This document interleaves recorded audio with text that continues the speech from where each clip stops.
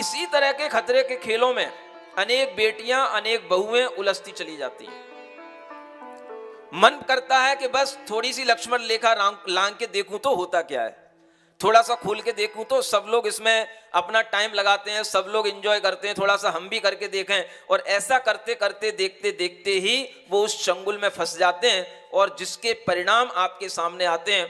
आए दिन आपके सामने इस तरह की न्यूज आती हैं कि उस लड़की को किसी लड़के ने अपने स्थान पे बुला करके उसका मर्डर कर दिया, उसको मार दिया, उसके टुकड़े टुकड़े कर दिए, उसका कत्ल कर दिया। क्यों कर दिया?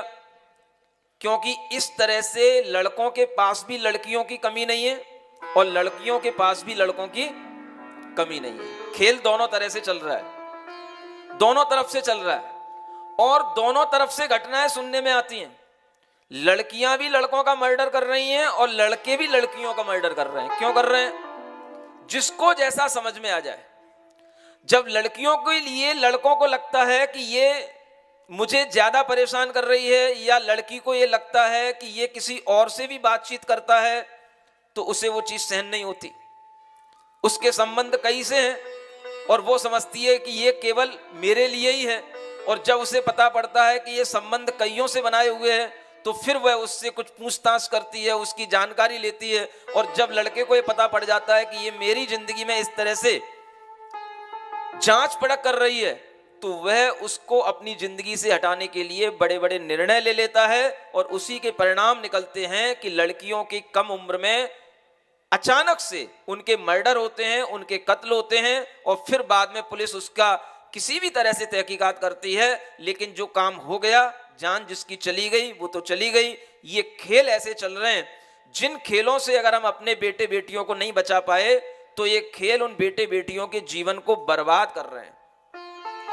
जो घटनाएं हमारे सामने आ रही हैं वो तो इक्का दुक्का नाम की आ रही हैं, बाकी ऐसी कितनी घटनाएं जो घटनाएं हमारे सामने आती ही नहीं है।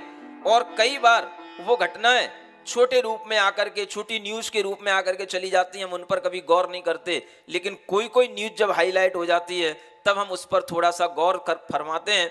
हम समझें कि आज दुनिया के अंदर सबसे ज्यादा बेटे बेटियों के लिए खतरों का खेल इन मोबाइल गेम, मोबाइल ऐप्स के माध्यम से चल रहा है। और इसी के माध्यम से बड़ी बड़ी घटनाएं होती हैं जब बेटियां अपना निर्णय खुद लेने के लिए तैयार हो जाती हैं और माता पिता के लिए भी कह देती हैं कि हमने सोच लिया है, हमें क्या करना है, आपको हमारे बारे में सोचने की जरूरत नहीं है। इस तरह का विचार जब आता है तब लगता है कि ये बेटे बेटियों के चरित्र बिल्कुल बिगड़ चुके हैं, इनके लिए माता पिता गुरुओं के लिए कोई सम्मान नहीं है। ऐसे बेटे बेटियों को संस्कारित करने के लिए आप इन चरित्रों को पढ़ें, इन कथानकों को सुनें, जिसके माध्यम से आपको ये समझ में आए कि दुनिया में हम जो कर रहे हैं वो केवल हम ही नहीं कर रहे हैं, दुनिया में ऐसे पहले भी होता आया है और कितनी बार ऐसी चीजें गलत हो जाती हैं।